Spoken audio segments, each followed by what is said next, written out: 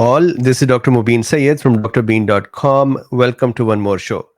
So, today we have a fascinating study to share. It is from Harvard University and Cairo, Egypt. Beautiful study. I loved it. When I was reading it, it was just tickling my fancy. So, let's look at it. So, starting from my latest painting, this painting's title is Your Memories. It is uh, painted in Rebel 5, which is a digital painting software. This is drbeen.com. In the description of this video, there is a link where you can get, with just a limited time, a $67 access to everything in drbeen.com. And this is not a recurring payment. Then here is the study that we're going to talk about. Cold exposure impairs extracellular vesicle, EVs, swarm mediated nasal activity, antiviral immunity. And if you are here that EVs are electrical vehicles, you are welcome as well. We do have EVs in our nose and actually all over our body, especially in all wet surfaces. So we're going to talk about the EVs today. So you're welcome. This is a study. It is behind a paid wall. So I have the study's PDF. I paid for it and got it, but I cannot go over the whole PDF with you because of the copyrights. Then there are some more um, articles as well that may help look at it. So now let's start. I think you will like the diagrams that I did for this one too. So here, the basic idea is the following. Our epitheliums are the surface cells, especially the mucosal epithelium, that is the wet surfaces and the cell, and then especially the nose. Our nasal epithelium is protected by swarms of EVs, extracellular vesicles, and cold reduces the functionality of these EVs and the number of these EVs. That allows a virus to infect us more easily. So that is a basic summary of it. Let's see more. I made this little diagram. Here there are some chilled out, frozen out EVs. And here is the swarm, hornet's nest, if you will. And we are going to connect these two images in our discussion. These are our gifts for humanity. They're continuing. This is a study that I just discussed. And then what I want to do is, first of all, let me discuss this. We know that there are many mechanisms due to which we become a victim to cold. For example, vitamin D matters, especially in the cold times. We have less sunlight in many geographies. Then people have bundled themselves up in clothings that also reduce the sunlight to the body. So vitamin D is an important aspect. Viruses replicate better in cold environment. For example, coronaviruses, they actually like relatively colder areas, so that is throat and nose. Although SARS-CoV-2 was a virus that decided that, hey, I would love to replicate or increase in number even at a warmer temperature, and that is why it was able to go down in the lungs and still replicate, or even in other tissues as well. But viruses, bacteria, they do like colder environment as well.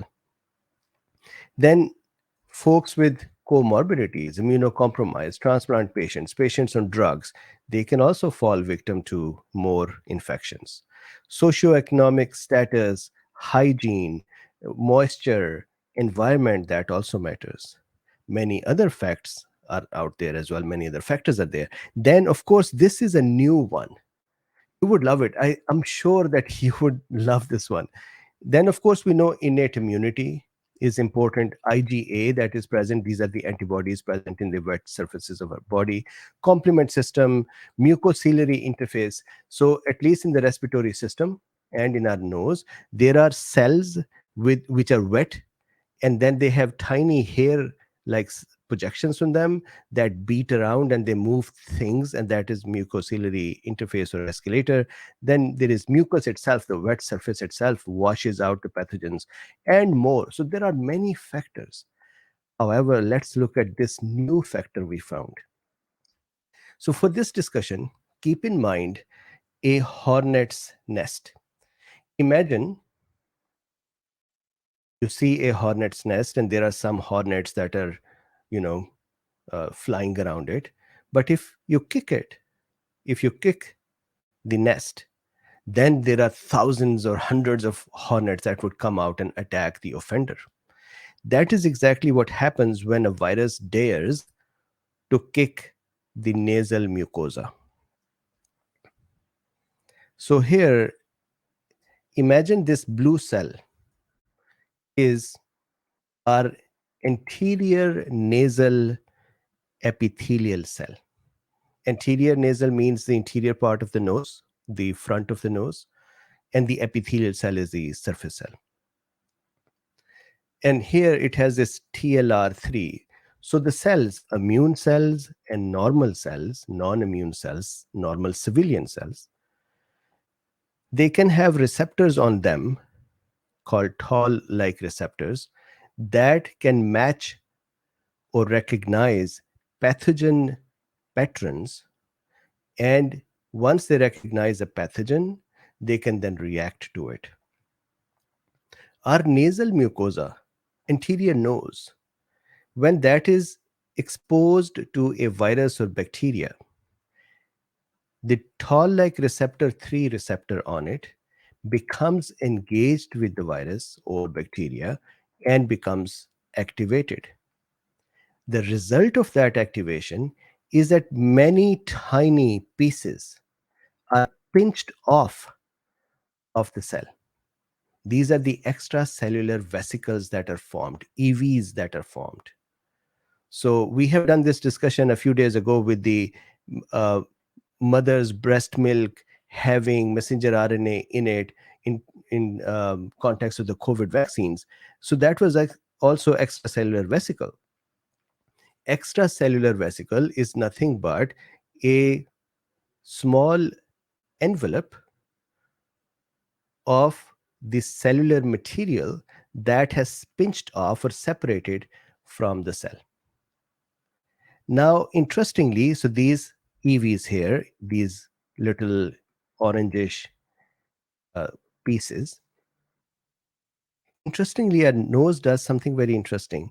It gives these EVs more receptors to bind with the viruses. Nowadays, we've been talking about COVID a lot or SARS-CoV-2 a lot. So let me give you an example of SARS-CoV-2. Imagine that we know that SARS-CoV-2 binds with ACE2 receptor. So imagine when our nasal epithelium makes an EV, it will give that EV a lot of ACE2 on it. That EV now will become a decoy, or decoy, whichever way it is pronounced. It will become a decoy to bind the SARS-CoV-2. That is the interesting thing. So these EVs, they don't have a nucleus in them. They don't have the cell's machinery in them. They have a high density of receptors that can be used by viruses. And inside the EV, there is microRNA. MicroRNA is known to be antiviral. It's such a beautiful poison our cells make for viruses.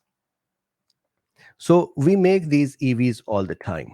But if the TLR3 is engaged with the virus, then these cells start making a lots of EVs in billions in the anterior nose.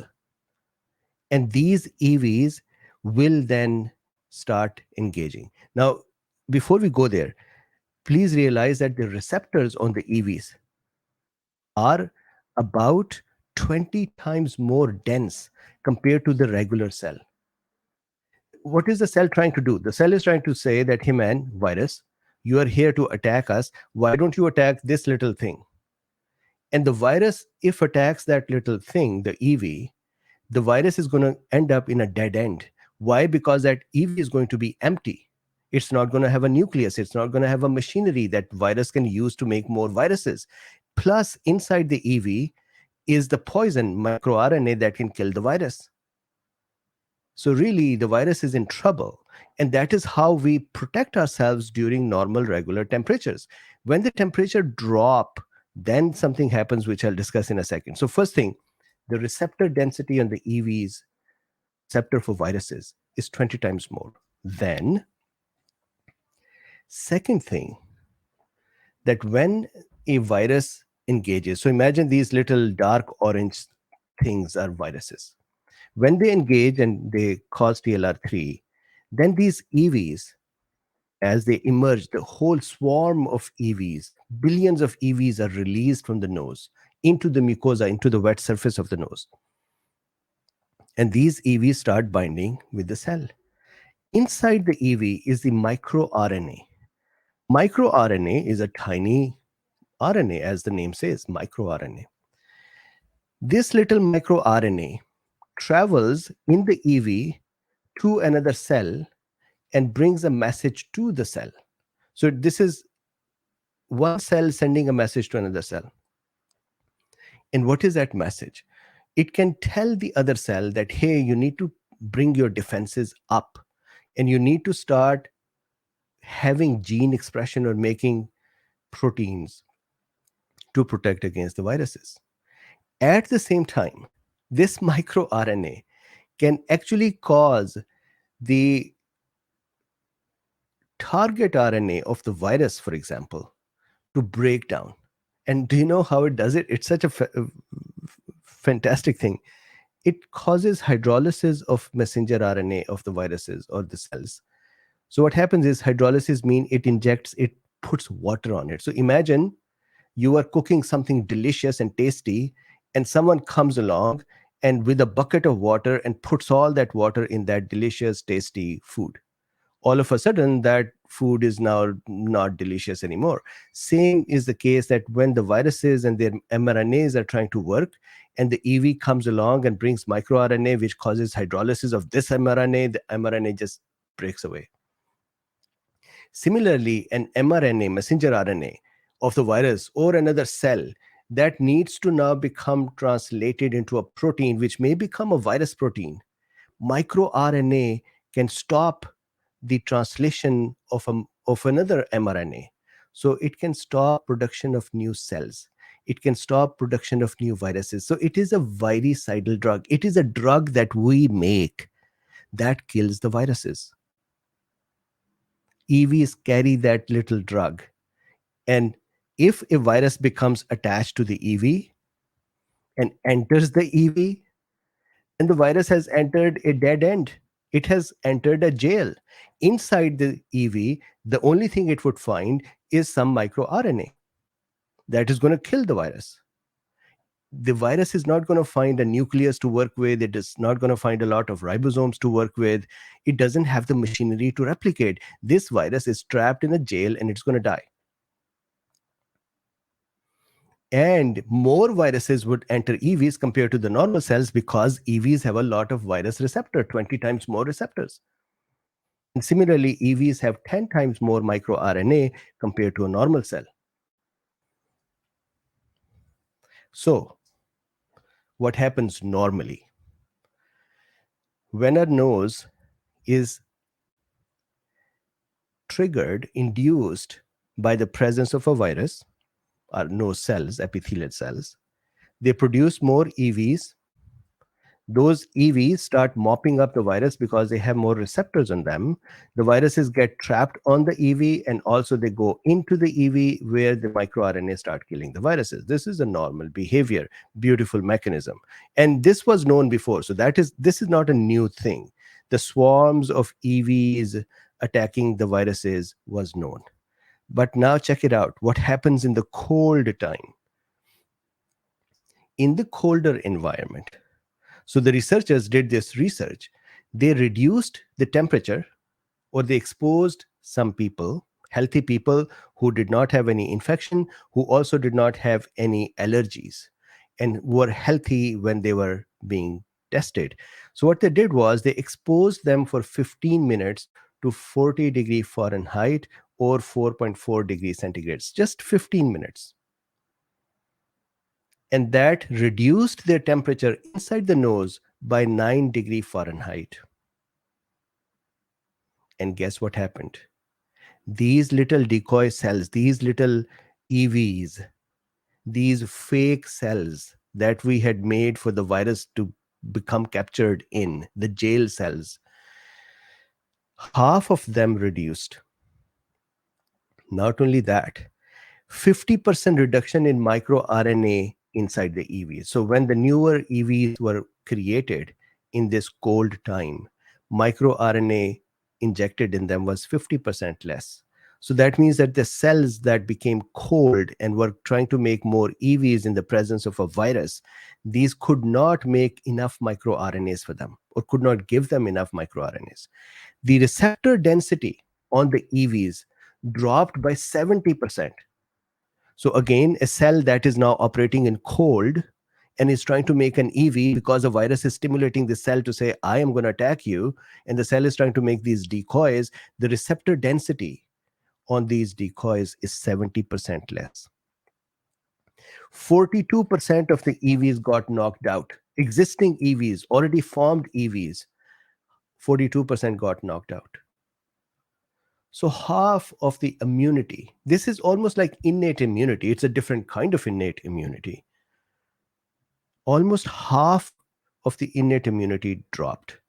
And that would then allow the virus to more freely infect and cause disease as well. So disease is the production of symptoms. Infection is just presence of the virus. So this is a study that is in vitro plus ex vivo. What does that mean? The whole experiment was done in vitro in the petri dishes, but the cells were taken from the healthy individuals, and those cells were then cultured outside. So that is called ex vivo. So again, what happens really inside our bodies would still need to be seen, but this is a beautiful mechanism. And so then what is the takeaway?